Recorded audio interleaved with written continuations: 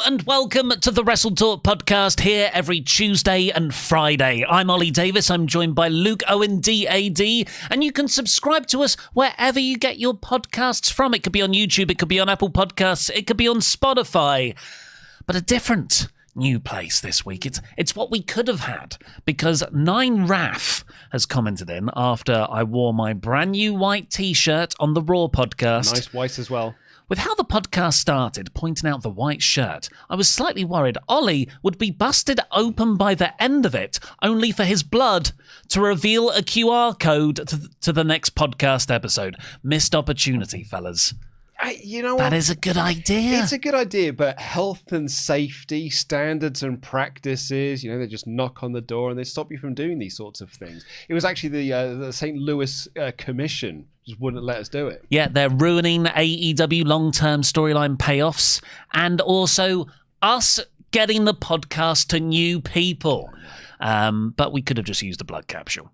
We could have done, but when we did that in testing, it didn't quite make the QR code right. No, it kept on taking people to Fightful. Yeah, exactly. And that's trying to think would stopping people avoid doing. Yeah. We're trying to avoid people doing that. We don't go to Fightful. No. We'll tell you what Fightful are saying. Oh, yeah. You do not need to go anywhere near Sean Ross Sapp and his level of quality content. Of course, go over to Sean Ross Sapp. Luke was over there recently. Was. Please, of course, also hit the thumbs up button if you're watching on YouTube and leave your comments if you are able on the big discussion point for this episode. We will be getting into AEW Dynamite shortly, all the Wrestle Dream fallout. But our talking point for today is Jey Uso really a main eventer? Is Jey Uso fatigue real? This is sort of a phenomenon of 2025, really, because everyone was kind of behind main event Jey Uso, because main event Jey Uso up until April 2025, and arguably throughout his World Heavyweight title reign, was really upper mid-card Jey Uso. You used to jokingly call him mid-card Jey Uso because he's had the main event label on him now since 2020. But you were like, he's really mid-card Jey Uso. Well, as soon as they started calling him main event Jey Uso. And I get why they did it. He's been a tag team guy for 10 years. He's literally got another one of him who is a mid-carder. You need to separate them. They're trying to push a new guy, albeit an old guy, which, that's our current soapbox thing we're on. So apologies if we bring up people's age again. But when I hear main event, like a wrestler calling themselves main event this, I feel like it's a heel gimmick. So I remember when he was tag champions with Cody Rhodes, and this was during a period of time when Roman was champion, so there weren't like a lot of regular title defenses, and for the WWE title at the very least. And Jey Uso and Cody Rhodes, they're basically just finding ways to fill time until Cody Rhodes won the title at WrestleMania 40. And until Jay could face Jimmy, yeah, who's on the other brand. Exactly. And WrestleMania's in Philadelphia, city of brotherly love. It makes so much sense. What could go wrong? So it was basically just Cody Rhodes and Jey Uso and Sami Zayn and Kevin Owens having matches with the Judgment Day and various combinations of the Judgment Day. But Cody and Jey were the tag team champions. And they opened a pay-per-view. I can't remember which one it was now, but they opened the pay-per-view at tag title event, probably against the Judgment Day. And a friend of mine who hadn't watched wrestling in ages texted me, because he was like, I'm just going to check this out. He texted me and he said, there's a guy on here whose theme song says, I'm on my own, and he's called Main Event Jey Uso. He's a tag team champion and he's in the opener. Yes, there's a bit of a cognitive dissonance thing. I always said, I hear Main Event Jey Uso like me calling myself Big Dick Ollie Davis. The levels of inherent compensation here are too large for me to ignore, which is why I always thought it was a heel thing. Yeah. Ravishing Rick Rude. Of course he's ravishing, but handsome dude. He's saying that to get heat from the crowd and all the ugly guys. Yeah, and it worked. So this has sort of come back into conversation. It came very much into conversation at the start of this year because he went from saying he was main event Jey Uso to us all realizing, WWE are actually pushing him at a main event level. now we have to confront how we practically feel about that. Yeah, and when we say pushing him to a main event level, he had been in main events. Like, this has been the culmination of a 5-year project of main event Jey Uso, because he was main eventing pay-per-views with Roman during the pandemic, like when they were doing that Hell in a Cell match stuff. I think that might have been the main event of a pay-per-view. But he main evented SummerSlam in Tribal Combat with Roman Reigns a handful of years later. This has 2023, yeah. This has been the culmination of a 5-year plan to make Jey Uso feel like a main event star. And he has, been in main events and been pushed as a main event top guy on Monday Night Raw. What we're kind of talking about here, though, is literally being the top guy of he's winning the Royal Rumble and he's going to win the world title at WrestleMania, albeit in the opener against Gunther, but he's still going to be the top guy on Raw with the top title on that brand. That is pushing someone to a main event above just being in a main event and being given a moniker of main event. So we do have a timeline, and we will go through chronologically. But this week is when Jey Uso won the Battle Royal in the main event of Raw, which means he will face CM Punk at Saturday night's main event next Saturday to decide who will become the new World Heavyweight Champion after Seth Rollins had to vacate it due to a definitely real injury. Yes, and the reason why we're talking about this because that video that was posted to YouTube has got a massive amount of thumbs down on it, which is like, it feels like it's the third time this has happened to Jey Uso winning a match in 2025. I don't know what the thumbs up, thumbs down ratio is for this. You said you looked at it before we went live and you were like, I'm not going to tell you what it is. We'll reveal it on air. I want it to be a reveal because there's a wonderful bit of escalation throughout this story. Of course, what is Jey Uso fatigue? And, I don't like Jey Uso. And what is, no, I wanted someone else. That's it. Because, we all thought Bron Breakker was going to get this spot. He had all the momentum going in. He was a new, exciting, fresh guy. But WWE didn't go in that direction. Anyway, let's take you back to 2010. Jey Uso, Nexus. Jey and Jimmy are tag team guys. Wasn't it Jey and John? Yeah, or Jimmy and John. For or like a couple of weeks or something. Because there was the third Uso. So this was, for 10 years, from the ages of 25, that's when they debut in 2010, all the way through to 2020, that whole decade, they are a tag team. And a good one. Well, for 6 of those years, they are a generic tag team with face paint and no character. Oos. Oh, when you came out, it made your brain switch off because it's like, it's a pointless tag match for a division WWE don't care about. Yeah, you're going to be facing off against the Core or something. But then New Day got really hot and New Day needed some antagonists. And it just encouraged WWE to treat the Usos seriously. And over a 2-year period in the middle of the 2010s, Jimmy and Jey just revealed to all of us they are excellent promos when they're together. Maybe not apart, as we would find out with Jey. Gets breathless a lot. Yeeting is exhausting. And some of the best tag matches of that decade. Yeah, they were awesome. It was when they did the brand split in 2016, and the Usos then just stopped being the Usos and became the Usos. They just dropped all of the face paint gimmick. They came out, they got the day one-ish music and everything. Do you remember they used to do their promos were like, lockdown, and then there was a lockdown graphic that came over them? They had a terrific cadence between them of sort of finishing each other's sentences, taking over parts. It was like excellent. The Beastie Boys. It was excellent. And Kevin Dunn saw this and thought, it needs a little bit more. What this needs is graphics. What it needs is AR graphics that we're going to press in the visual equivalent of one of those shock jock radio hosts. But their feud with the New Day and the various matches they had with New Day were really great. Like they had that Hell in a Cell match that was awesome. There was that, was it the SummerSlam like pre-show match that they had? Yeah. That was like, it was almost better than anything that was on the SummerSlam show itself. Yeah. It's awesome. We all suddenly had to reevaluate these two wrestlers who we were like, okay, they're the Usos. They're absolutely fine. I don't care about them too. Oh, actually, they're some of the best wrestlers in the company as an act. One of the best performers. So, Sheamus. No one was into Sheamus for a long time, and then all of a sudden he revealed his true banger self.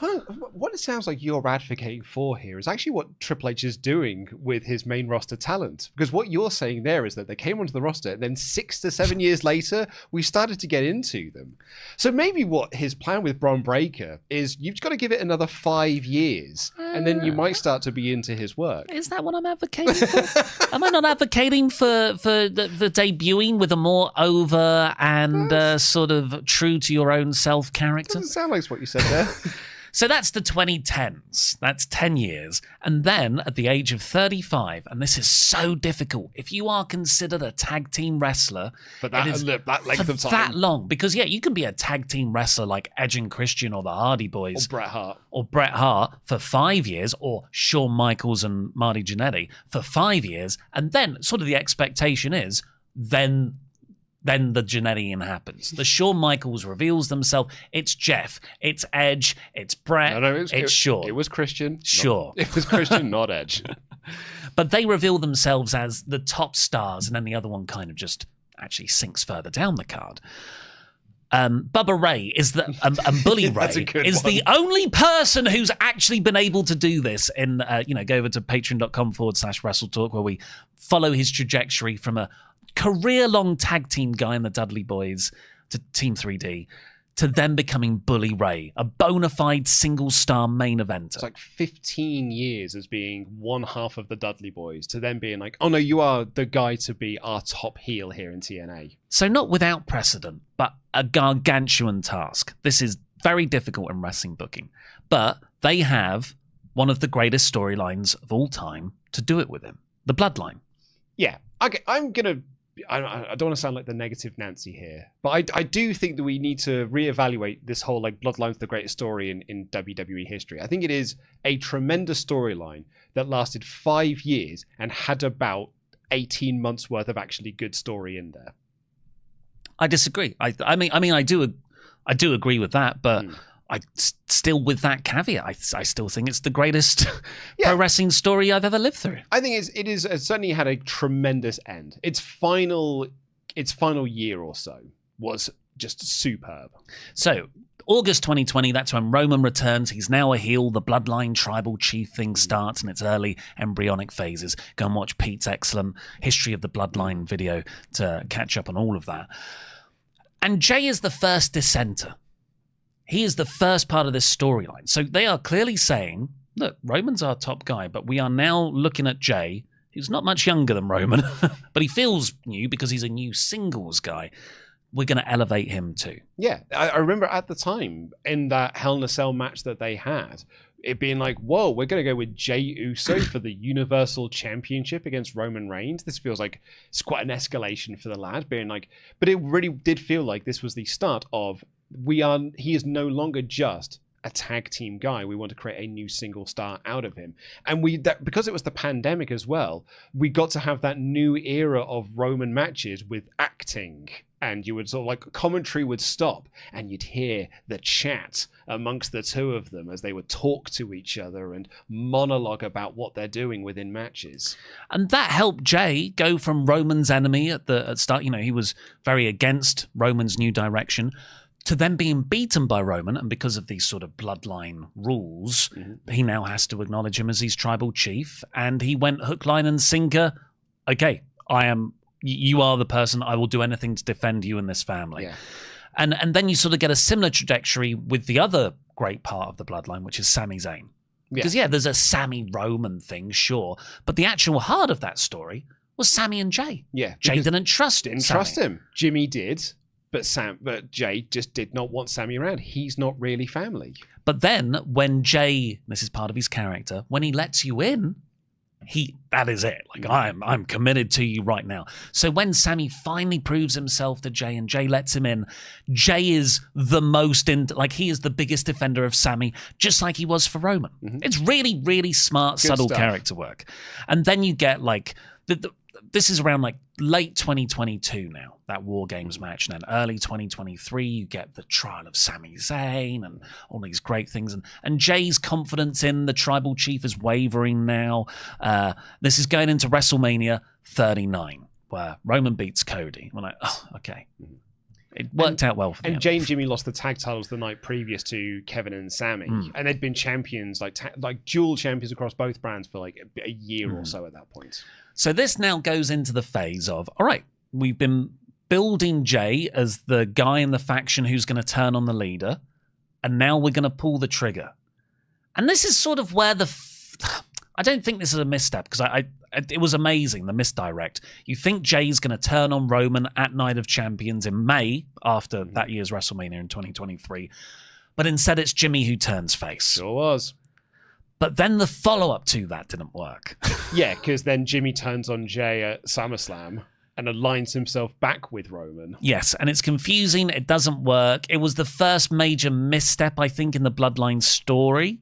The first bit was like, they were on such a hot streak of shows. I would agree that you're right as well in terms of saying it's a misstep, because a lot of the earlier stuff, like the sort of post-pandemic SmackDown world where Roman was a part-timer and stuff, I don't think you can say it's a misstep. Like, you know, the match with Finn Balor at Extreme Rules or whatever it was, I don't think you can say that's a misstep in the Bloodline storyline. The match itself was just a misstep, and it was just bad booking overall. But in terms of like where people were so into this Bloodline, every single element was working on all cylinders.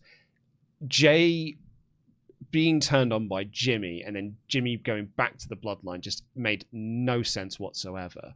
And then they just had to split them apart. And they just moved Jey over to Raw, like we were talking about earlier, to just kill time before Jey and Jimmy come back together at the Royal Rumble so they can have their match at WrestleMania. And we've been talking about this for months now. A couple of podcasts recently, we've covered what is Triple H actually like as a booker. And one of our big things is just his approach to time. We think he spends too long to do things. And here, it's so difficult because SummerSlam August 2023, this is the moment to make Jey Uso a star. And I think even at the time we were like, but I mean, Jey Uso's got to win. But I don't think having him as the only champion in the company, because this was before the World Heavyweight title. I think it's prior to that, yeah. But also, we knew... I think actually that had been... it might have been like a couple of months that had been beforehand. decided at Night of Champions, I think. Oh, yeah. The night that Jimmy turned face. But so what it needed, I think, was less... we think that Jey's going to win here because we all know that Cody's going to win at Mania the following year. Like, once Cody lost at 39, we're like, okay, so he wins the title at 40 instead. So that, again, was more of like just like, we just need to kill a bit of time before we can get back to WrestleMania 40. So I never thought that Jey was winning. If I recall correctly, I might be proven wrong. Someone can go into the prediction and be like, I said that Jey was going to win the title. But I'm pretty sure my thought at the time was, no, Cody's going to win the title at Mania. So this is just, Jey needs to lose here. Yeah, or Roman will face The Rock and they're keeping the belt. Yeah, I definitely agree on that. But just if you look at the pieces, I think this was the peak moment to make Jey a star. All of the momentum was behind him. I know it's very... I don't know if it was possible in the Tetris puzzle because you only had... like, all the belts were on Roman. Could you have done a match just for the Ula Fala? So Roman keeps the belts, but the Ula Fala goes to Jey? I don't know if that works. It would have been gimmicky, but I think the question would have been like, why isn't this for the titles and anything like that? But like, the storyline had to be Cody was going to win, and Roman had to be champion for 4 years or whatever it was, 5 years, 1,000 plus odd days. Roman had to stay champion until May, so I don't think putting the title on Jey would have been the right idea. I actually don't agree that this was the right time to do it either, because, and this is where I might be wrong on this one, I don't know, but when did Yeet start? When did Yeet get over and that became a big part of Jey's entrance? Because that really was the time when Jey felt like he's the most over guy in the company. Well, Yeet starts in Cody and Jey's tag title reign, I think, because it's them in a post pay-per-view scrum, maybe after they won the tag belts, when they're a little bit tipsy, and Jey just keeps on saying yeet after everything. Do you feel him, sir? And it's hilarious. Yeah. And 4 months later, I think yeet is part of his catchphrase. But according to AI, it started in 2021. Yeah, I mean, he would yeet things. People would yeet things. I don't know how useful it is to separate Jey Uso, the star persona, from the chant and hand movement of Yeet. Yeah, okay. We've been on our record a lot that we do not like Yeet. So there's someone here says, like, Fastlane 2023 was in October. Over the next 2 months, the Yeet catchphrase really took over for Jey Uso. Yeah, so 2 months after SummerSlam, roughly, you'd be having the start of proper Yeet chance. Yeah. I mean, but when you look at what I'm saying here is the storyline, character, momentum is behind Jey going out of the hottest part of that era of the bloodline, which is the Jey turning on Roman split. That's the moment to me, storyline driven reason to make him a star, not he's got a hand movement and catchphrase over. But I think the catchphrase got him over more than the bloodline story did. Yeah, but what if, and again, I'm not, this needs a lot more fantasy booking work. Could Jey have split off at this point away from Roman and just been the inaugural World Heavyweight Champion if they're introducing that belt? I mean, it wouldn't have been the worst idea in the world, but you wanted to put it on Seth. But then you can build to Jey. Jey's the champion on one brand and Roman's the champion on the other. Yeah. I can feel these two on a collision course. But no, then we go into this run which you've described, which did get Yeet over, so there was some utility to it. But it's from August to March the next year, where we're like, but we want to do Jey and Jimmy at Mania. There is no way we can move that forward. Yeah, because it's in the city of brotherly love. We want to do this at Mania. We do the turn at SummerSlam, but now we just need to delay the inevitable until we can get to the Royal Rumble, where we can have them face off in the Rumble. Be number 1 and number 2. And Jey Uso had an absolutely filler next 9 months. Yeah. And then, to pay it all off, the worst match at WrestleMania 40 against his brother. Yeah, it's not a good match. Really, really quite a bad match. I think I once described it as, it is the match that people who hate the Young Bucks think that the Young Bucks have. So if we're just tracking the graph of Jey's rise as a singles star, I would have it, from 2020, it's going increasingly up, and the peak is August 2023. Literally main eventing SummerSlam. And then it goes down. Well, yeah, I think capitalizing on momentum of Yeet, because when he went to the Royal Rumble in 2025, crikey, it's this year, wasn't it? That felt like, I think I even said at the time, is that Yeet doesn't feel as over as it once did. But then it got over again. But then you and I were at that Raw taping, and I was expecting it to be like madness for Yeet. And it kind of wasn't. And that was like the first sort of sign to me. I was like, oh, I don't think this is as over as I thought it was. Yeah, WWE certainly presented as very over. And it is. Like, you can't deny that. It's the closing shot of the new Sting. People love it doing it twice. Yeah, I don't. So then you have, that's April 2024. It's WrestleMania 40. They have that bad match. And the plans they have for Jey are, again, nothing. It's a filler 5 months until his first ever singles championship win in September. I hated this.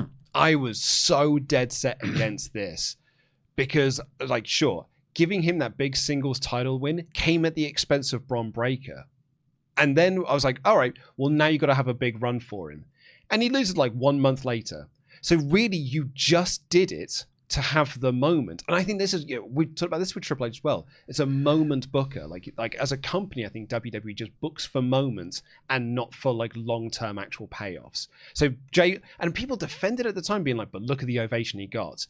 But then he lost it a month later. So great, one night, one ovation. What did it lead to? Nothing. And Bron just wins the belt back. And Bron's then loses the title in Mania, but he didn't feel as powerful or as impactful when Dom wins the belt because Breakker had already lost it once. Yeah, I think an unbroken long-term run for Breakker, who was really over. This made both guys less over, I think. It really reminds me actually of when Sting beats Hogan at Starrcade.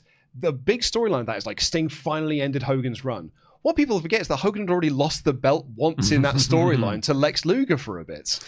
And Breakker, do you remember Breakker was going to turn babyface for 2 weeks? Yeah. He was looking at Gunther. I'm pretty sure, maybe Gunther was going to turn face. We're going to well, they did try and turn Gunther babyface for a little bit, but they felt like we're going to elevate Bron up the card. He's now dropped the IC belt, and he's now going to be going after Gunther in the world title. So if you're keeping track, folks, 4 years. So September 2020 is that Hell in a Cell, I think, with Roman. 4 years later, Jey wins his first singles championship as a singles star.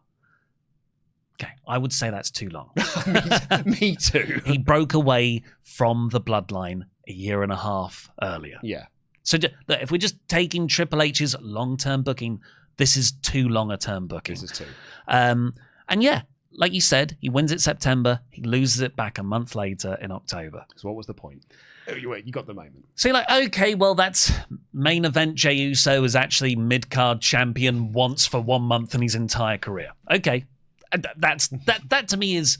That's what main event actually means in this moniker. Yeah, I guess so, yeah. It's not really main event because true main eventers don't tell you they're a main event.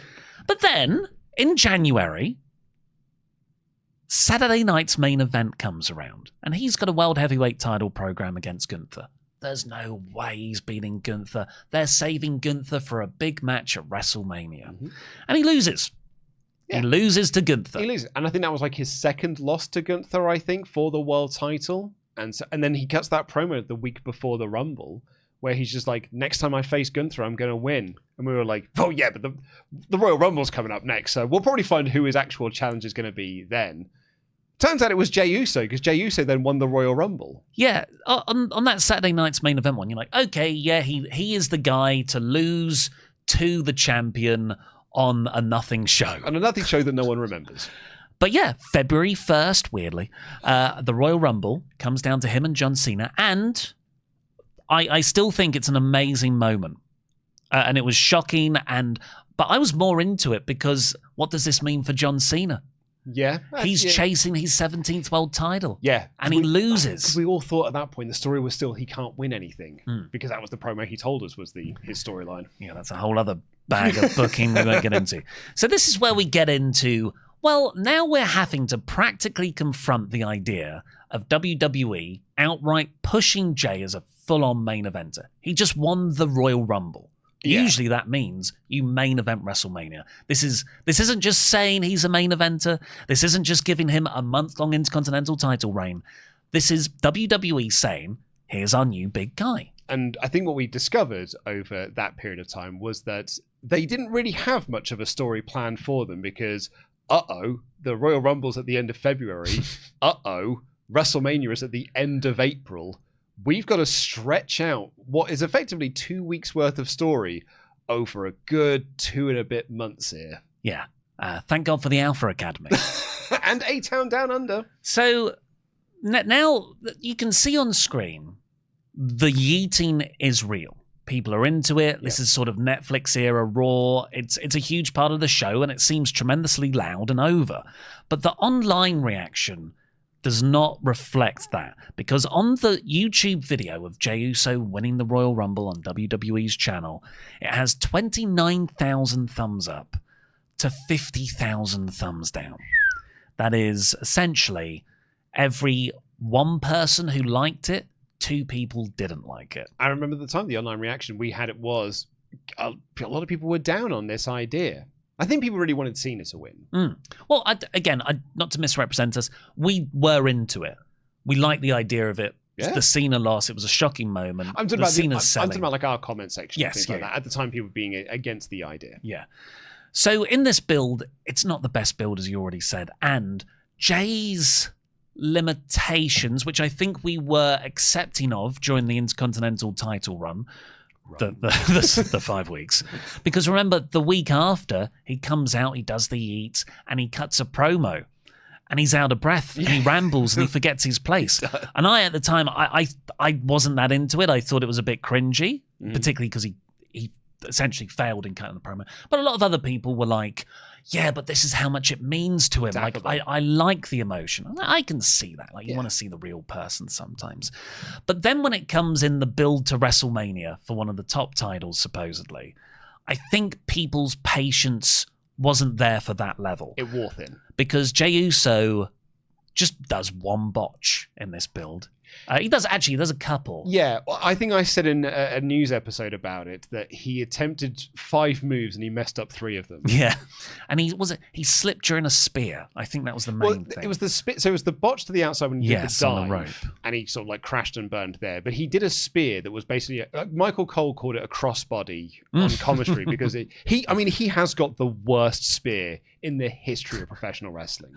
And that's like, yeah, that video of that match had 13,000 thumbs up and 57,000 thumbs down. Yeah, so the thumbs down are increasing in terms of people thumbs upping it. So every one person who liked it, pretty much 5 to 6 people didn't like it. Yeah. So we're up there. WWE weirdly built that into a storyline, didn't they, for 2 weeks, that Jey hasn't got what it takes and he needs to refocus. It felt like they actually did pivot that into a story of Jey Uso's actually a bit rubbish and he needs to get better if he's going to beat Gunther. And then it becomes a thing on Unreal of like, you need to get better at this if we're going to put the world title on you. Yeah, and Jey Uso himself has confessed his cardio isn't, like, he's so used to being a tag wrestler that wrestling a singles match and doing 2 entrances every time is tiring, and he gets gassed in his promos and matches. I got that, but it's not like he's just started doing singles wrestling. I know. Yeah. So I totally see your point there, Jey Uso, that it is different from being a tag guy to a singles guy, but you've been doing it for a little while now, being a singles guy. So then at April at WrestleMania, he does beat Gunther. The match is good.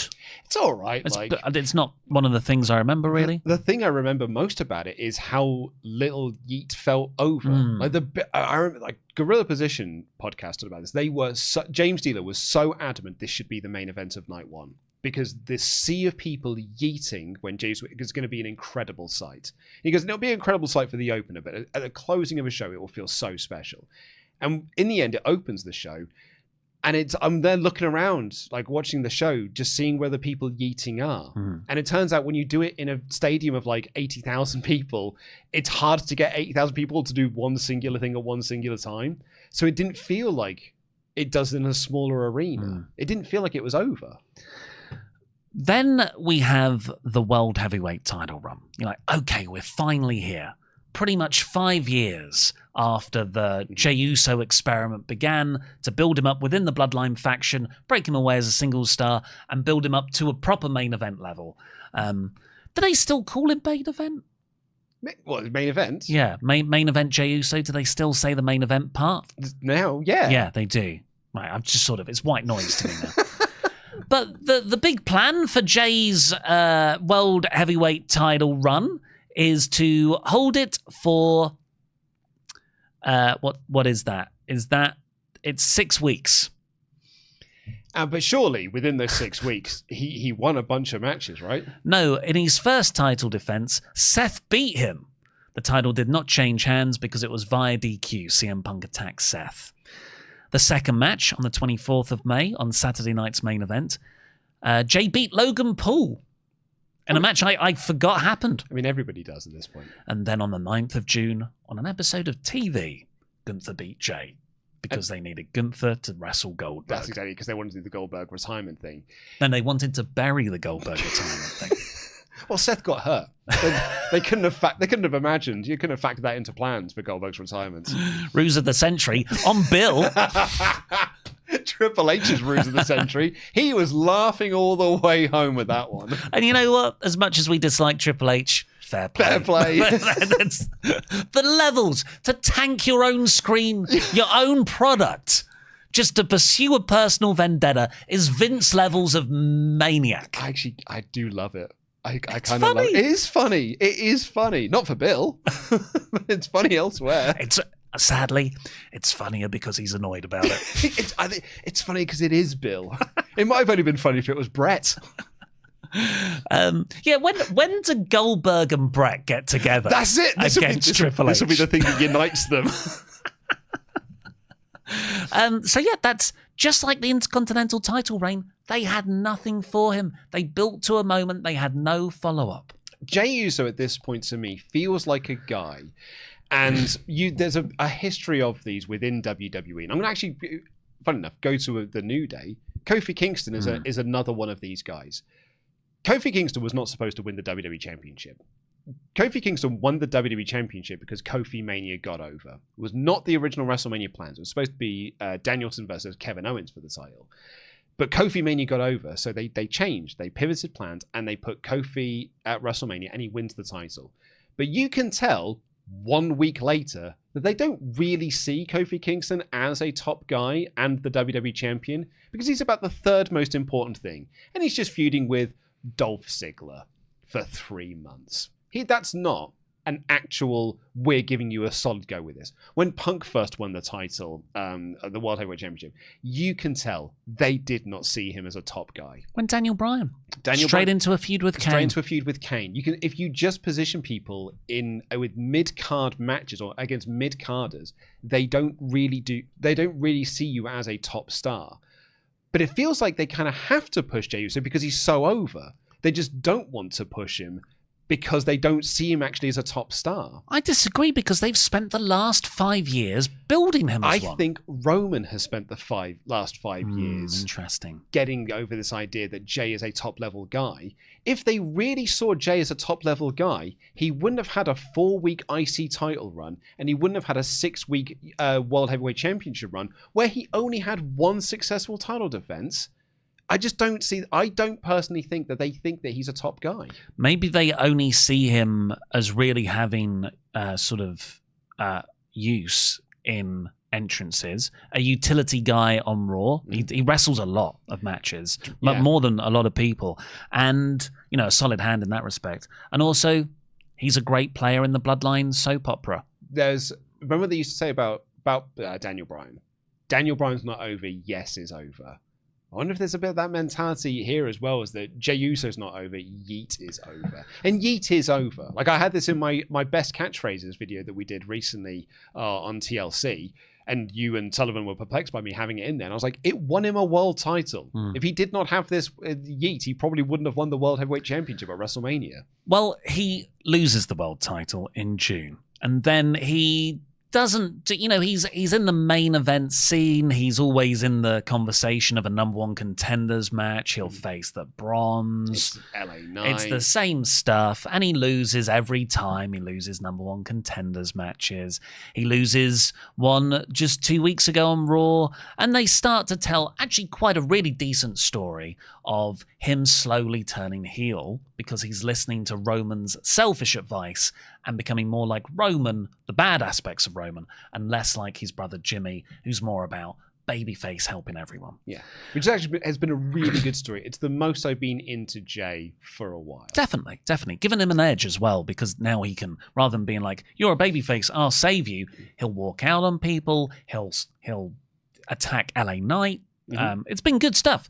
He cost the Roman match at Crown Jewel when they had the tag match. And it's like, okay, this is what you've got planned for him. He's going to do a new Bloodline thing. Maybe he'll face Roman again, whatever. But then because of the Seth stuff, despite losing the number one contenders match and Punk winning that one, they have the Battle Royal, which we've already covered. And we all wanted it to be Bron Breakker, but he wasn't even in the match. So Jey wins, again, furthering the Jimmy dissension. And the YouTube video, here's the big one. So remember, so far we've sort of had a 2-to-1 dislike ratio on the Rumble video, 5-to-1 dislike on the Mania build slip. This one had 14,000 thumbs up. Do you want to guess how many thumbs down? Is it north of 50? Yeah. North of 60? Yeah. 70? More. No, 80? 83,000 thumbs down. That is every one person who gave it a thumbs up. 7 people, essentially, gave it a thumbs down.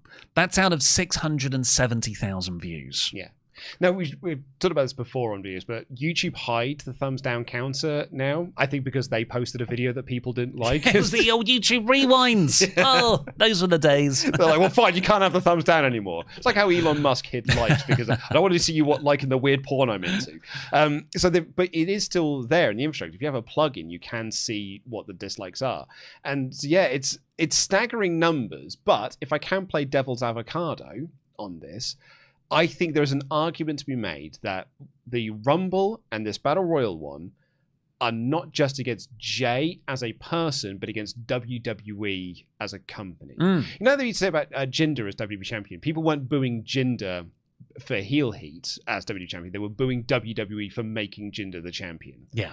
And so I think there's a little bit of that in here. It's people being annoyed that it's not a new guy. People are annoyed that it's not Bron Breakker. Looking at the Rumble, people are annoyed that it's not John Cena. People are annoyed that it's not CM Punk. We want people to be pushed new guys. Yeah, but not that guy. I want it to be a different guy. So I wonder if there's a little bit of mixture in all of that. I know I personally have got Jey Uso fatigue. I do. Despite the fact that I am into Jey Uso more in storyline wise, I have zero interest in seeing him have matches. So I've got a little bit of Jey Uso fatigue. But my issue more with it was against the decision to go with Jey Uso when you had an opportunity to go with someone new. That's not directed at Jey. That's directed at WWE. I agree. I was very annoyed at WWE and Triple H for not going with Braun. But going through the comments, I was surprised, and it's not like this should, there aren't those comments there, but all the top voted comments are, oh, Jey Uso again. Like, here's what we would have had. LA Knight, a lot of LA Knight fans, so how realistic is this as a representation of the actual fan base? That sounds like bots. Here's what we wanted, CM Punk versus... to be fair, I think one comment was, here's what we wanted, CM Punk versus Bron Breakker. Here's what we would have accepted, CM Punk versus AJ Styles. Here's what would have been fun, CM Punk versus LA Knight. Here's what would have been crazy, CM Punk versus Dominic Mysterio. Here's what no one wanted, Jey Uso versus CM Punk. And I think that is, like I said in the Raw review we did on Tuesday, I think it was the least interesting of all the options available to them outside of LA Knight, funnily enough. I liked what we would have accepted. Oh, I'll accept AJ Styles versus CM Punk. Oh, you'll accept that one, will you? Yes. Well, there is, we're aware that we're entitled bastards as wrestling fans. I just think some people are thick. And this is also YouTube comments and YouTube thumbs up, thumbs down.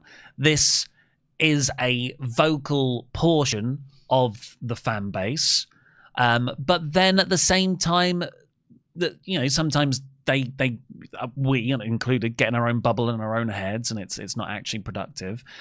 But then at the same time, we tend to be ahead of the curve in some things. That's true. Like WWE famously, going back to the territory days, they used to pay attention to what happened in New York, because New York had a smarter fan base, is what they would refer to them as. So their reactions to baby faces and heels tended to be ahead of where it would be in a few months when they toured around the rest of the country. So Vince McMahon Sr. would pay specific attention to the reaction of the New York crowd to Buddy Rogers, to make sure, he's getting cheered now, that's good. But if he's getting a little smattering of boos, that means in 6 months' time, everyone will be booing him. Maybe we want to start thinking about a heel turn. So there is precedent for smart fans, which is such a horrible term, where we are ahead of the curve. But there is also history of us being totally wrong. Because online is not real life. Twitter is not real life. YouTube comments are not real life. Jey Uso will make his entrance on Monday Night Raw next week, and he will get yeeted out of the building because people love to do the yeet chant along with him, and he'll get cheered during his matches. There's a bit of a dissonance between that, but maybe because we've got to wait for the in-house crowds to start to get Jey Uso fatigue. I wonder what could help this. And I actually was listening to Gorilla Position's latest episode yesterday about this, and they made the pitch of Jey should win the match. He should beat Punk for the title, and then then Sammy wins the Rumble, and you build to Sammy versus Jey at WrestleMania. Yeah, because good. What you tie back there into is where Jey's strengths lie: bloodline drama. And those two, I can't believe they didn't do that match the first time that Jey was the World Heavyweight Champion. They literally had an angle on TV where Sami Zayn looked at the world title around him. So, granted, you can then revisionist look back and be like, well, we did just waste a bit of time with Sami going over to SmackDown and having some fun matches with Rey Fenix, I guess. But ultimately, if you can get people in with a good story and a good hook, that's when you won't hear a lot about Jey Uso fatigue. You'll still hear about it matches because the matches aren't good, but you won't hear it about online reaction to him. I don't think. This is me speculating. Maybe that's why Sammy did drop the belt on the last SmackDown. I think there's a free him up, move him over. I think that's a really good idea. And this storyline with Roman and the thing. I think we're going to a Jey Uso heel turn. So Sammy trying to appeal to his Jey Uso side, and maybe that's the thing that could make him more of an accepted main event world champion. But then the whole argument of yeet's over, that undermines. I really do believe wherever they go, and if they manage to pull it off with that, he hasn't been booked well. No, absolutely not. From leaving the Bloodline in August 2023, he hasn't been booked well for the last 2 and a bit years. And no one really takes him seriously as a main eventer. So when you do start pushing him as a main eventer, as you've seen this year, it hasn't caught on properly. No, I think you're absolutely right there, because that does work against you. And what if Jey is going to be turning heel, he needs to stop yeeting then. That's what's going to get him the heel heat, is actually just stop doing that. And if he just comes out and starts being more like Roman, and then you lead to the storyline with Sami Zayn, I do think this can turn people around on Jey Uso and the online perception of him. But you need to go into it. You can't half-ass this, because I think that won't help him either. And like I said, like the matches aren't going to be great, because neither are the promos. And but if he's not yeeting, he won't be out of breath, and then maybe he'll be fine. Yeah, well, let us know what you all think, and we'll read out some of the comments on the next episode. Hey everyone, Rob Van Dam here. Did you realize that my brother Sabu was filming his last days? All the way up until he passed. He was working on this documentary. It was really important for him to share the most intimate moments of the real guy dealing with everyday real life, especially this part of his life, while he was training for his last match. I hope you'll check out the new SABU Documentary, available at patreon.com/WrestleTalk. While you're there, if you sign up, you can get extra materials such as a shoot interview from Luke and Ollie and the director's commentary with Joe Clark and me, RVD. You can head on over to patreon.com/WrestleTalk right now and check out Sabu, the awesome documentary, as you just heard from Rob Van Dam there. Our new friend Rob Van Dam. And we've also got the Aces and Eights series that Luke and I are diving deep into right now. That's all over there. 2 episodes in, 3 episodes in? 3 episodes in. Oh, no, it might be 2. I can't remember. It just feels like it is 3. It is 3 because we did 1 public for it. So yeah, we're in chapter 4 next time, where we're going to be looking at an episode of Impact, actually 2 weeks worth of Impact, because TNA stopped doing monthly pay-per-views and started doing big sort of event episodes of Impact instead. And you'll also have access to all of the Monday Night War series, including the current one, Monday Night War 2000. It's an exciting triple threat between me, Luke, and Dan Latham. Indeed. So, should we talk about AEW Dynamite? Yes, a 2-hour Dynamite. I mean, 2 hours, 10 minutes with the overrun, but I'll take it. Look at you with your doomsaying last week. It's 3 hours by stealth. That's what Ollie Davis was saying. Knocking on everyone's door, being like, tell everyone it's going to 3 hours. They're just not telling you about it yet. What happened here? It was 2 hours. It was a 2-hour episode of Dynamite. Well, I did say I was joking when I said those things. But I really think this episode flew by for me. I enjoyed it. It's not an all-time great episode. This is just a really solid episode of Dynamite, really helped by the fact that it's 2 hours long and not stretched over 2.5. I thought its second half was better than its first. I think there's some elements of the first half that are actually quite weak. Okay. I didn't like the Mercedes Moné segments. I think the women's tag stipulation was a little bit too wacky.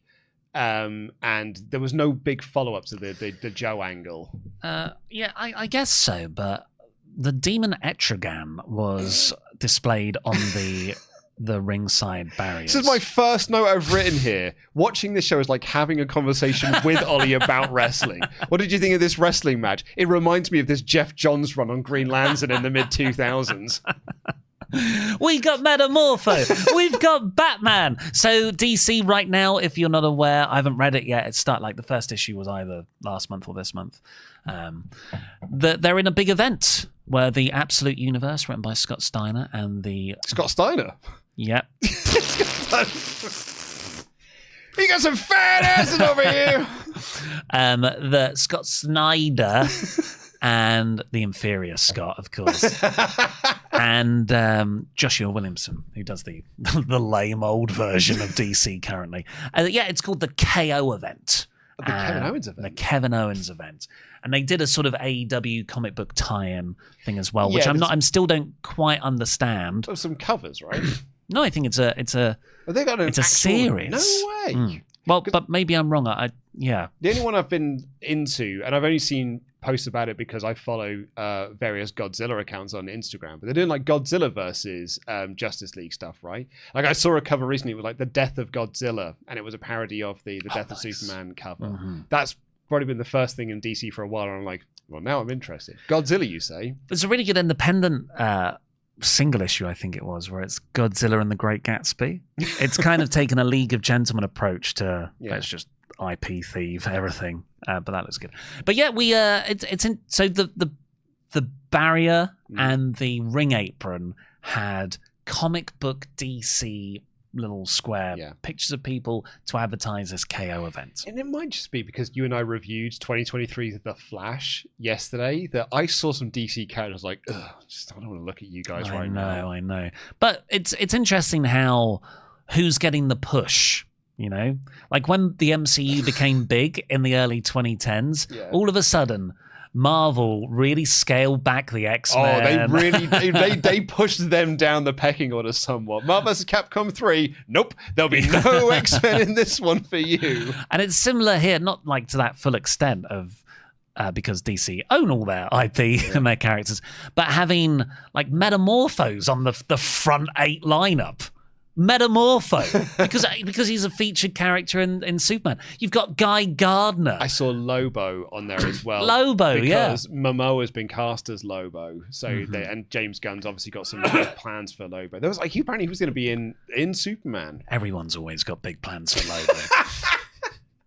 But what about Lobo? What about Brainiac? But yeah, we had Metamorpho, Batman, Supergirl, Harley Quinn, Superman, Lobo, Guy Gardner, Green Lantern, Wonder Woman on the sort of front lineup there. And yes, Etrigan the Demon, who is a bit of a deep cut. He's becoming more popular, I guess, but he rhymes. He's a demon who rhymes. Yeah. There was also, during the women's tag match, Megan Bain was Poison Ivy and Penelope Ford was Harley Quinn. Yeah, they were.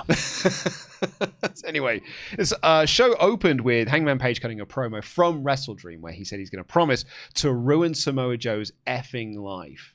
That life ruining didn't happen in the Trios Championship match, though, because the Ops retained over the Hurt Syndicate. I don't mind that. I like Hangman Page off selling his neck.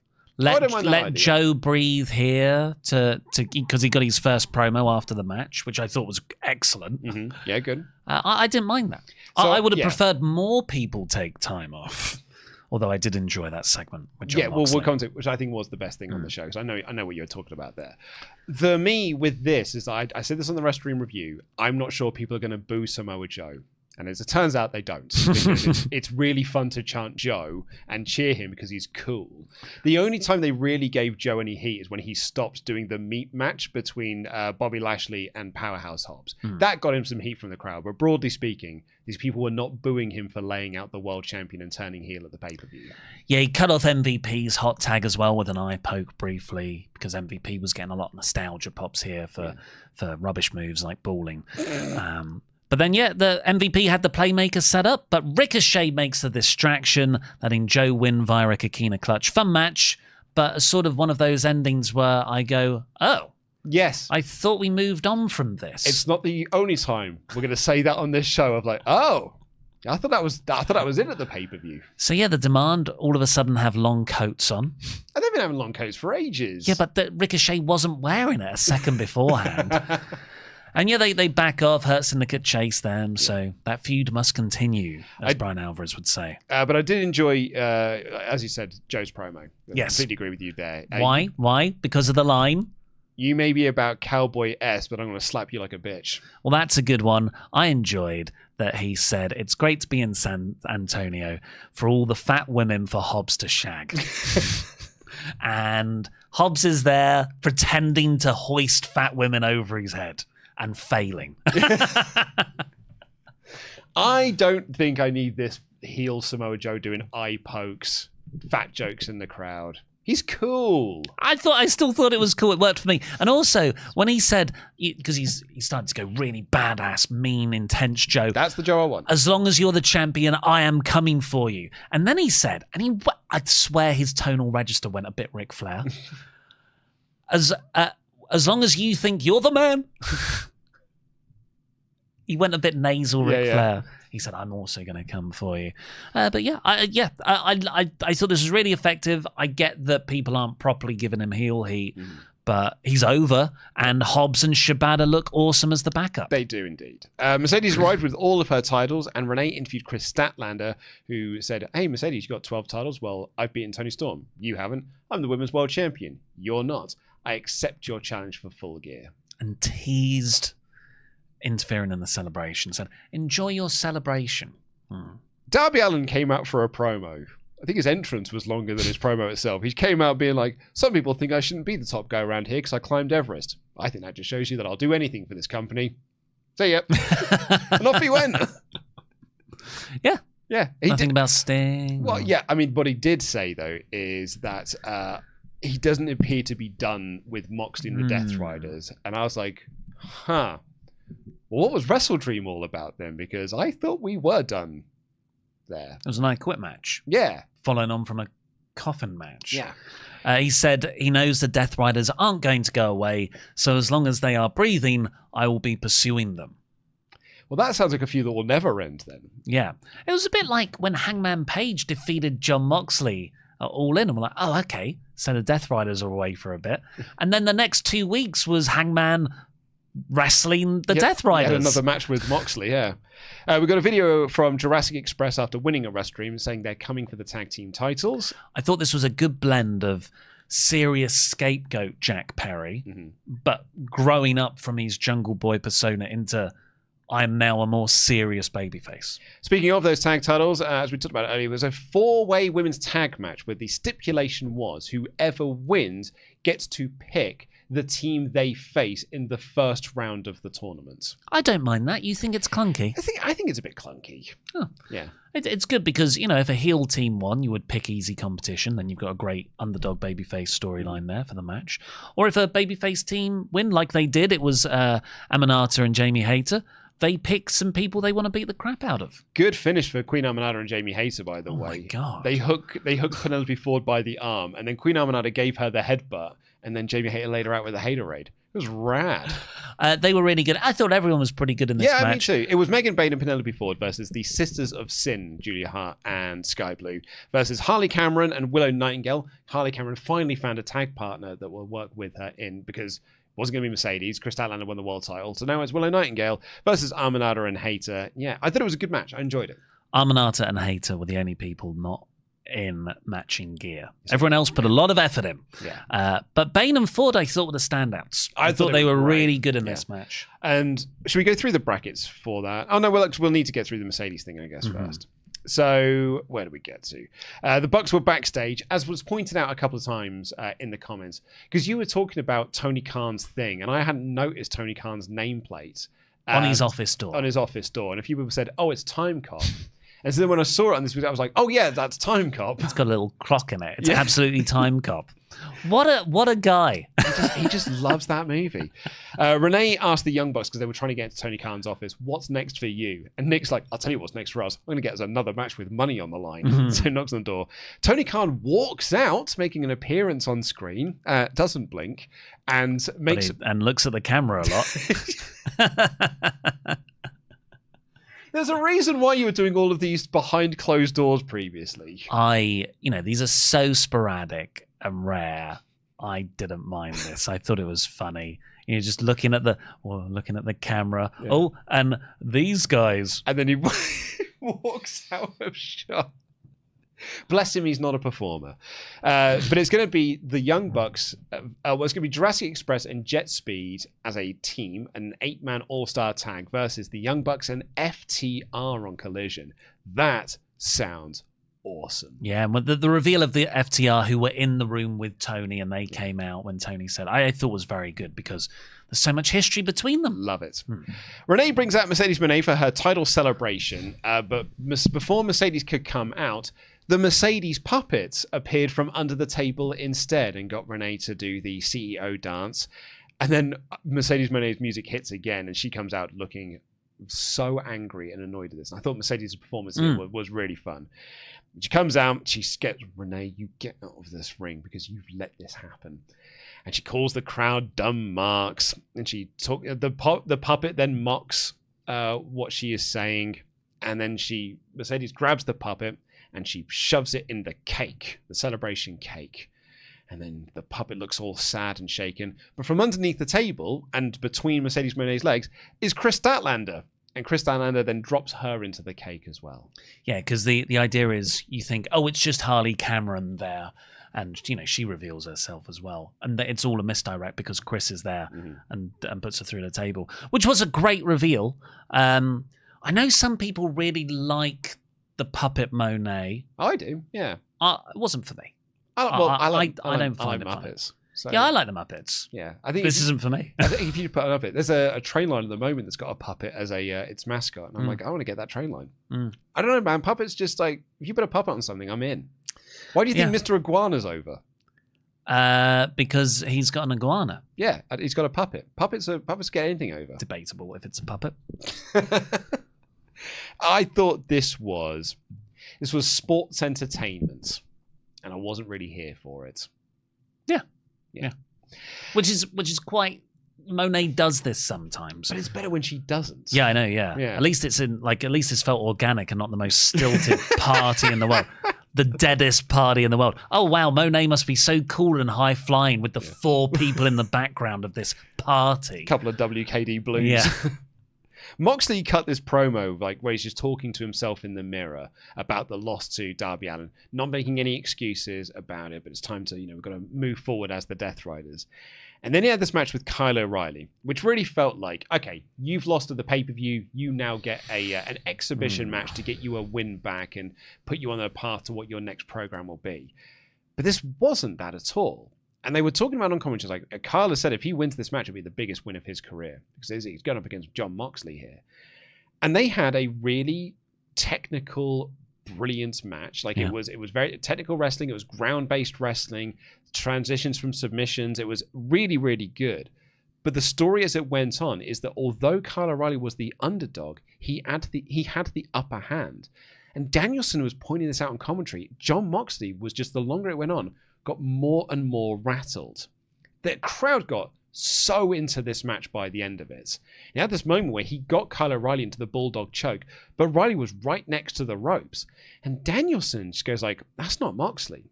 Moxley on any other week, 2 weeks ago, would have had better ring positioning than that and would not have allowed Kyle to be so close to the ropes. Yeah, it wasn't a case of... Kyle was just out wrestling him. Yeah, he was. This is Jon Moxley, Death Riders leader, recent AEW World Champion. This guy who's in the lower mid card is out wrestling him. And in the end, he again Kyle does out of one of Moxley's submissions and gets the ankle lock on.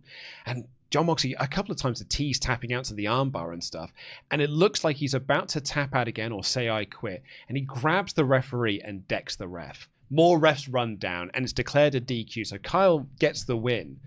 This did amazing for Kyle. He looked awesome coming out of this, but it was so cool for Moxley. It was shocking. It was a shocking moment. You don't see many DQ finishes like that in AEW, and it wasn't done as a booking crutch like we see in other companies. It was done because this was a character-driven moment, because Moxley cannot tap out again. Can't face He is now terrified of submissions after he tapped out to Darby at the pay-per-view. Well, yeah, I mean, so we guess, is it going to be a submissions match? Well, so... To skip ahead, Darby then ran off Jon Moxley because they had an 8-man tag. It was a 6-man tag. Conglomeration versus the Death Riders. Conglomeration won. Which I thought was excellent. Fun party match. That whole match. Everyone felt like the main character. It was great. But yeah, Mark Briscoe wins, pins Wheeler Yuta, a big brawl afterwards, and it's Darby who makes a save from the Death Riders about to. So yeah, the Death Riders again, tail between their legs, backing off. So when Moxley has that backstage promo, and he's talking about, well, Darby's strength was the deciding factor, but now I've got to get back to work. I was like, this doesn't feel like the coward Moxley that I've been... I sort of worked myself into thinking was behind the finish at WrestleDream. Which I don't think you were wrong on, because Excalibur called him a coward on commentary. But it just, people can say that's the thing that's happening, but it doesn't... I don't believe that in my gut. I don't believe that this Moxley is a coward because he keeps... He's Jon Moxley. He's Jon Moxley. So I was a bit down on it. I was like, Jesus, take some time off. Make us miss you. If you can't take a week off to sell the effects of an I Quit blow-off match at the pay-per-view on Saturday, when are you going to take a week off? Seriously. So I was a bit annoyed that Jon Moxley was having this match. But I was taken on a journey. By the end of it, that finish, the work from Kyle, the freaking conglomeration entrance. Oh man, what an entrance it is with the sitcom opening. It's like they're all in Friends and they live in the same apartment and they're trying to fit on the sofa together. And it's Ishii. Yeah. Ishii is amongst all of them. They have finally made a version of Chaos work. But that goofiness totally unprepares you for what we're going to get from Kyle against Jon Moxley. It's almost like an over-the-top setup of Kyle's not a serious opponent. He's going to get beaten by Moxley because Moxley's serious and he's angry. But no, Kyle out-wrestles him. I thought this was tremendously done. Not dumb, done. But I'm not into more Moxley Darby. That's exactly what I said. I really loved this direction for Moxley, loved the character work he was doing. The second that Darby ran out, I was like, again? I really did feel like that was the end point at Wrestle Dream. Darby won. He made Jon Moxley say I quit while he was on the flag of AEW. Wait. Blood and Guts. But they're doing the women's Blood and Guts. You could do 2 Blood and Guts. Oh, don't do... And I nearly swore then. Let's not do 2 Blood and Guts on the same show. I mean... We've got Death Riders. Where else can you go after a casket and an I Quit match? Usually, AEW book Blood and Guts as the start of a load of singles feuds. But actually, for once, maybe they're going to do it right and have the conglomeration and Darby versus the Death Riders in Blood and Guts. And that is the end of the Death Riders. Maybe that... Do you know what?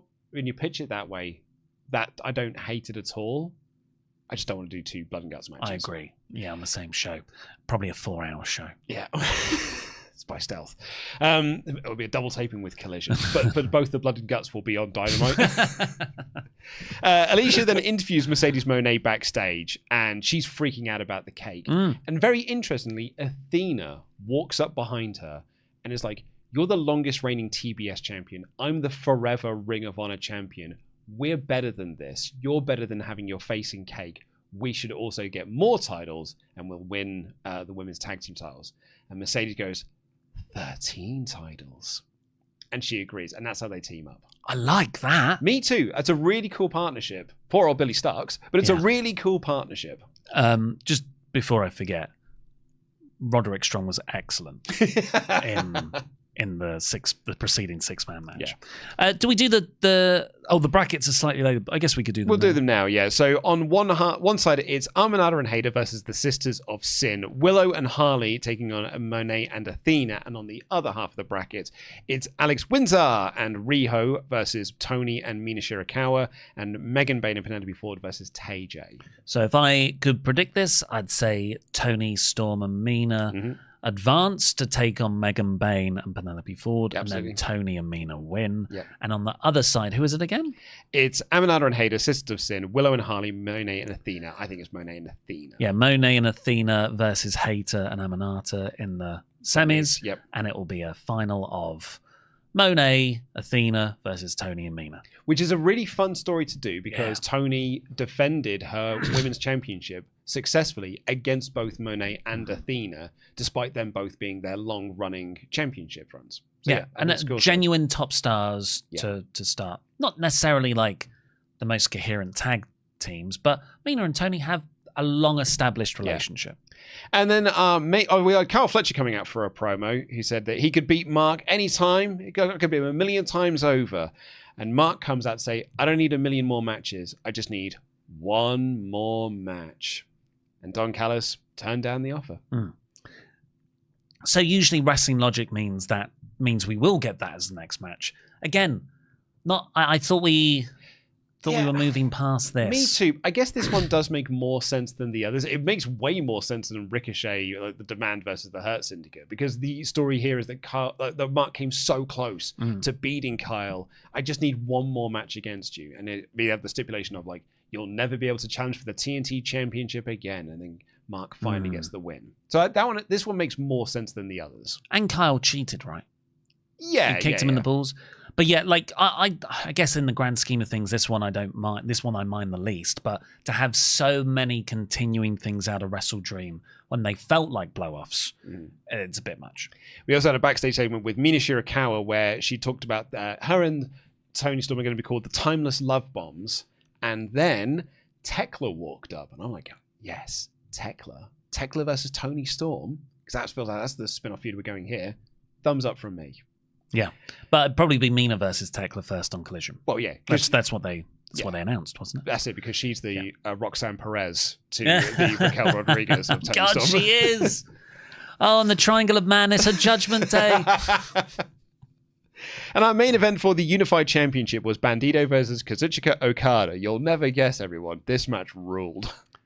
Bandito's the man. He's awesome. And also, I think we're a year and a half now into Okada's reign as the Unified Champion, and of course the Continental Champion before then. This is a good run. It is, man. I think when he came in, we had different expectations because we were used to New Japan, Rainmaker, babyface, legendary Okada. And now I'm used to what his character is. I'm not there like, well, where's the 5-6 star match? Because this Okada didn't do the 6-star match.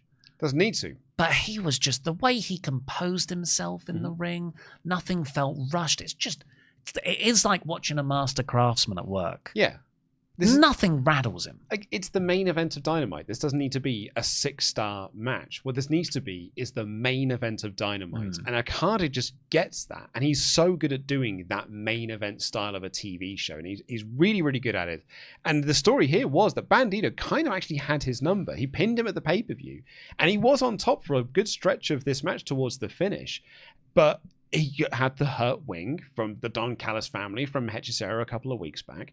So when he hit the 21 plex, didn't get all of it, slow into the cover. When he went to hit it a second time, and it did look like even then it was like, okay, and now Okada goes to hit the Rainmaker. Nope, it's Reversal City from Bandito. Okay, well now Okada, nope, it's Reversal City once again. And he's got it set up to do the 21 plex a second time. And Okada just grabs him, one Rainmaker, puts him down. No matter what you throw at Okada, the second he hits you with that Rainmaker, it's game over. Yeah, they reset the effectiveness. Yeah, which would be great then when Takeshita kicks out of it. Yeah, that last one when Bandito went over for the 21 plex. Usually, he springs back, but Okada had moved himself away from the ropes. Yeah. He goes all the way over, and that's how he gets into the Rainmaker. Bandito's incredible. We've been saying that for, well, everyone knows that, but the last couple of months, the guy's really come into his own. His selling was fantastic in this match. Yeah, he's awesome. Because it wasn't just like Shawn Michaels, oh, my arm. I was watching him. Everything he did when Okada was outside the ring, one arm was moving more than the other. Yeah. Just like taunts and everything. The injured right arm was still moving, but it just wasn't getting the same range of motion as the left. Yeah, he's fantastic. He's so fantastic. Great. And afterwards, the Callis family celebrated, obviously not with Andrade. Or I was thinking about this today, Wardlow. Oh yeah, he's injured. Is he injured? Is that what it is? Yeah, he got injured the week after he made his return at Forbidden Door. Yeah. I did not know that. I actually make a joke about this in the review. I was like, oddly, he's not been seen on TV since. I didn't know he got injured. No, that sucks for him. But they came out to celebrate, and Takeshita had a tense stare-down moment with Okada. Yeah, and Don and Kyle were both trying to play peacemakers. There's a great moment when Rocky Romero, it was Trent Beretta and Josh Alexander just exchanged this over, being like, oh, what is this all about? And Okada is just there with the biggest grin on his face, looking right at Takeshita. He's a fantastic heel. Yeah. I thought it was a good episode of Dynamite. It wasn't like, as I said earlier, I thought the second half was better than the first. I really enjoyed this episode. I thought it was a very solid episode. Would have preferred a few newer feuds rather than continuations, but other than that, I can't really fault it. Well, do you have any recommendations? Oh, no, We've got comments. Sorry. Dear God. Sorry. I know the format of this show. Buck Chuck Gaming. This is, we were talking about age and the pushing of new stars on last week's episode. Don't forget, new to the main event scene, Bronson Reed is 37 and Penta is taking the WWE by storm at 40. Hogan was 39 at WrestleMania 9 and Savage was 38 when he lost his retirement match against WrestleMania 7. I was convinced as a young kid that 40 was ancient and retirement age, lol. Me too. I just said this before on this show many times over, but when I was a kid and someone told me that The Undertaker had been wrestling for 10 years in 2000, everyone was like, yeah, he's going to go for his retirement soon because there's no way that he's going to be going any longer than that. He's been wrestling for 10 years. Little did we know it'd be another 20 odd years before he would eventually finally retire. And the thing with Hogan and Savage there is that they then left WWF because they were considered too old and went over to WCW, where WWF expressly kept saying, they're old guys. Come over to our show because we've got young guys. But they had an enormous boom in popularity. That's Hogan's NWO run. I was thinking also like Goldberg and The Rock. When they came back after their spells away, their early 40s, they felt like the oldest men on the planet. But that was 2016 for Goldberg, for instance. People, one of the arguments against my continuing bringing up of age is, well, wrestlers, because of healthier lifestyles and training, can perform longer into their late 40s. And I made this point on last week's show. I'm not saying people cannot wrestle or be main eventers up to their 50s. I'm saying there should be a range where you should also push people in their late 20s, early 30s. It does feel like if you're in your 20s, you're not considered ready enough. So you've got to wait till you get into your 30s. And by that point, it's like, well, you've just wasted, prime years where you could have been on top. Yeah. Andrew Spurl writes, I think an interesting thing about the talk of getting younger people into the title scene is that it's seemingly only an issue with the men's division. In the women's division, we have people like Stephanie and Roxanne, who as soon as they get called up, they enter the title picture. It's just so bizarre how hesitant they are to pull the trigger on guys who are clearly over and can hold their own in the ring. I think I said this on the Tuesday show, but I think part of that is it's different. Women age differently than men, not as a scientific fact, but in TV years.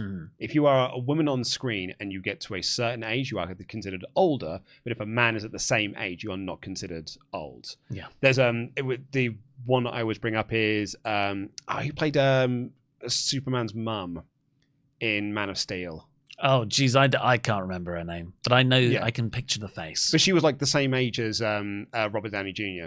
Right, who was Iron Man. Yeah, it's just the way that it's a sexist thing, but women being older is perceived as different to men being older. Yeah, so in WWE management's eyes, they're like, we haven't got as much time with the women and their version of a lifespan. Lady Frost was told her, I think she was like 34 or 35, you're too old to be here now, and that's why one of the reasons she got released. I don't know how that was during the Vince era. Yeah, I don't know how true this is, but I was always told by wrestlers and women wrestlers that women, that because they are physically different from men, their bodies over time cannot take the same amount of bumps. Wrestlers talk about a bump card. You've got X amount of bumps in your lifespan that is finite, and it is always going down.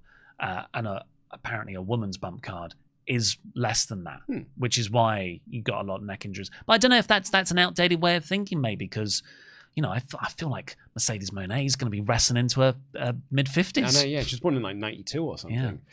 And our last one here is from Big Lee Jam, who said, bring back the two-man exclusive Jam That Championship belt. It was silly fun. Well, maybe I included this comment in there. I didn't think of the fun, because obviously it's just me and Luke here now, mainly on WrestleTalk. So we haven't been using the championship. But the idea, you can't see it, but it's behind us. The idea of just a two-man division. Stephen Larson it. What we would hate on a WWE product. I got a kick out of that, so maybe we'll think about it. Recommendations. I didn't do. I'm a terrible self-publicist, so I didn't do this. I forgot the other week. But I was on the 2000 AD Thrillcast podcast a couple of weeks ago, where I talk wrestling and comic books and sort of the similarities between them. And they wanted to talk to me about wrestling, and all I wanted to talk about was Judge Dredd.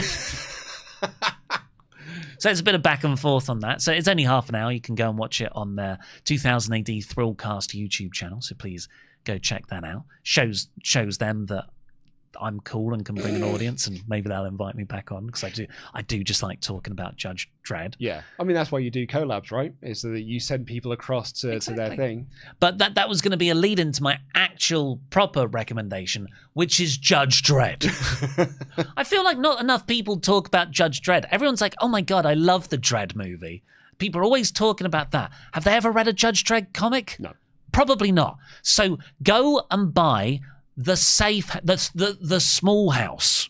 The Small House collection. It's a Judge Dredd story drawn by Henry Flint, who's my favorite Judge Dredd artist, written by Rob Williams, who's my favorite Judge Dredd writer. Mm-hmm. And it is just a sort of conspiracy spy, whole Mega City 1, Sino City thriller. And it's fantastic. It's only 110 pages. It is like, it's a speed read. Yeah. So if you want to get into Judge Dredd, go read that, check it out, come back to me. I'll give you more. What did you say the artist's name was? Henry Flint. Sorry, the writer's name? Rob Williams. Oh, I loved Angels. I don't get it. Rob Williams? Robbie Williams? Oh, right.